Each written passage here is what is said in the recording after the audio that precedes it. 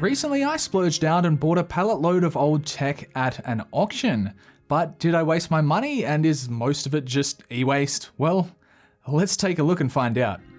This is what $70 Australian plus the buyer's fee got me from a local auction. There's really a little bit of everything in this lot. There's graphics cards, scanners, cables, keyboards, desktops, screens, laptops, and heaps of other goodies likely buried within the boxes. And prior to bidding, I hadn't actually seen this lot in person, and honestly, I was surprised I didn't get outbid.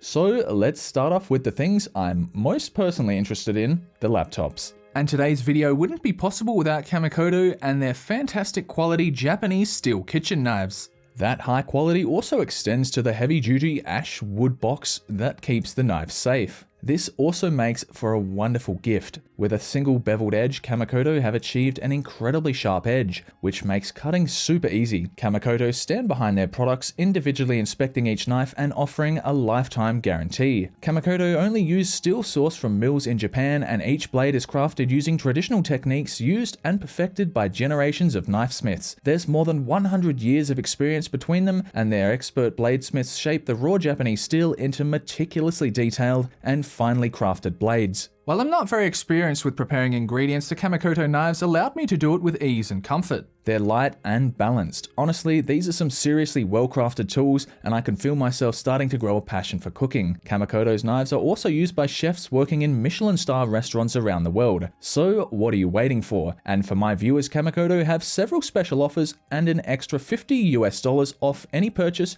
with the discount code Psivewri. Go to kamikoto.com/Psivewri to get your Japanese steel kitchen knives today.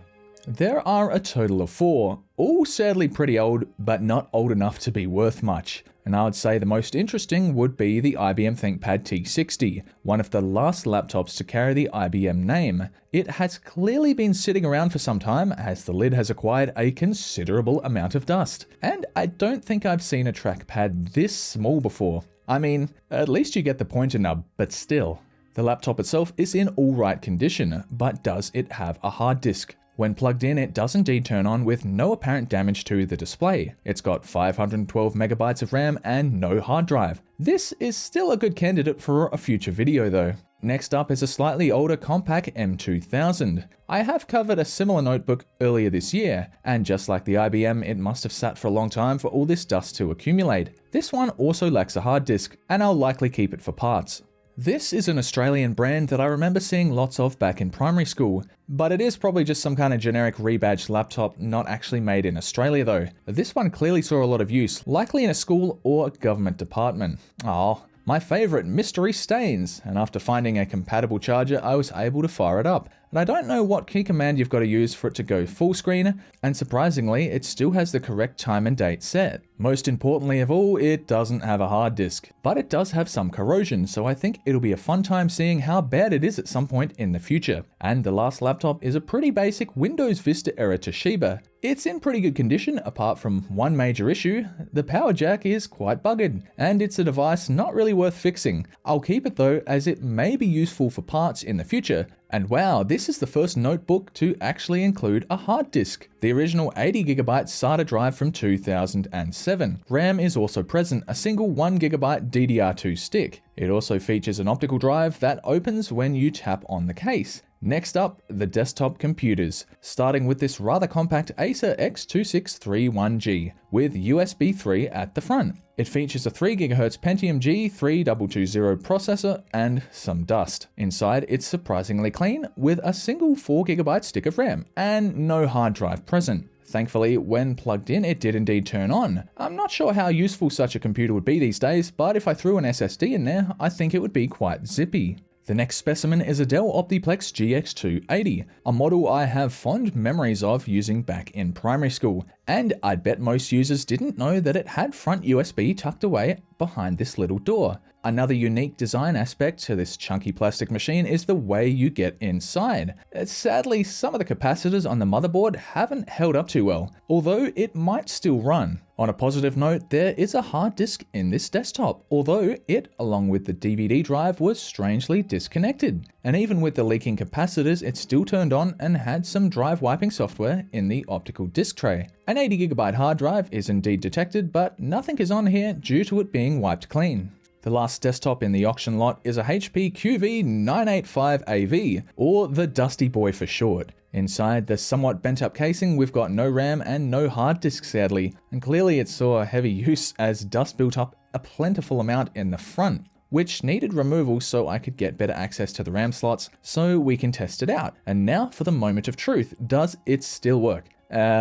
Nothing was happening, and that would be due to someone cutting off the power supply connector to the motherboard. Thanks for that. So I decided to remove the CPU and I'll throw the rest into an e-waste bin. I really didn't expect to see rust forming on the mounting screws, which really goes to show what can happen to a PC in humid conditions. I was expecting there to be an i5 processor, however there's a pretty worthless Intel G1610 Celeron chip in here. It's a real shame that the power supply connector was cut off, but either way, it's not worth fixing and perhaps they did it for a reason. Moving on to something different, we've got a box, but not just any box, one filled to the brim with DMS59 to DVI splitter cables. My guess before counting was 52. That's an awful lot of adapters that are pretty much useless these days. It turns out that there are actually exactly 64 of them, and online they seem to sell for about $8 to $10. And I guess there are still people wanting to use these with older business computers that have the weird DMS59 video output. And this heavy box was included in the tech lot. You'll find this uninterruptible power supply is quite interruptible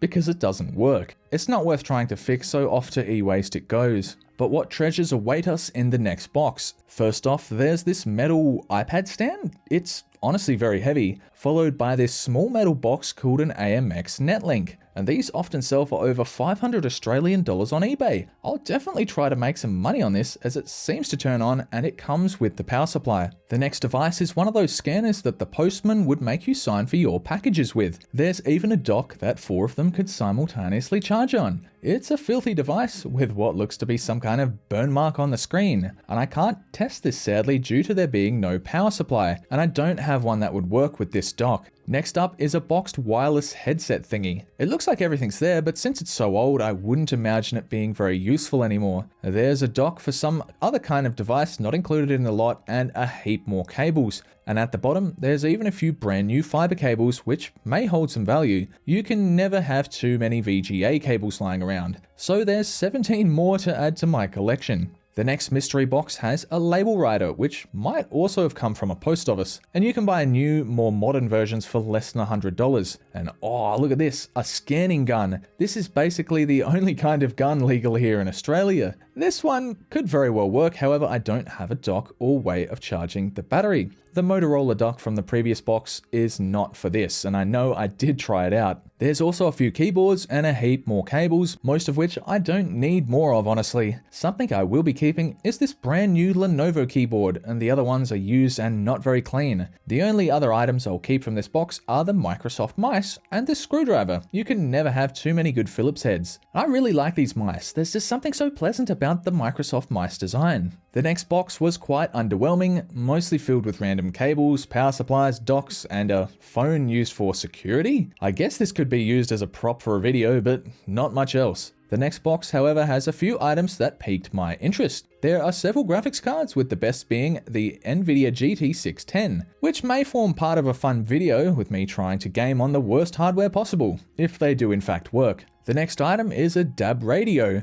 Good if you're one of the few people that still listens to radio. I'm yet to test it, but I don't see why it wouldn't work. In amongst the rest of the cables, there was this weird device, and I initially thought it was an ancient debit card scanner, but after wiping it down and plugging it into a USB port, I worked out that it was in fact a digital signature writing tool. Pretty neat, honestly. And apart from some other random cables and charging bricks, the only other items of note was this adorable little ThinkPad branded Bluetooth mouse, which could definitely do with a good cleaning. And now the very last box, loaded with more office phone tech, cables, and items I would genuinely class as e-waste. And of course another security labeled phone for good measure. But don't think I've forgotten about the various LCD monitors thrown in with the lot. And this one has some truly excellent articulation. If it works fine, I'll be sure to use this 4x3 monitor for retro tech content in the future. The display surface after a quick and dirty wipe down looks good. So let's pair it with a computer and give it a test. This was a good time to see if the little Dell PC I bought at the auction as well was also functional. It sure was, and I was pleased with the display quality. There's also this somewhat newer widescreen Dell monitor, which appeared undamaged like the last one. However, its functionality was less than ideal. The backlight was failing, and it'll definitely be going off to e-waste as it's not worth fixing. The last monitor that I bothered to test was very dusty. Clearly it had been sitting for quite some time. And aside from some light bruising to the display surface near the bottom middle, it's a very functional and ergonomic old screen.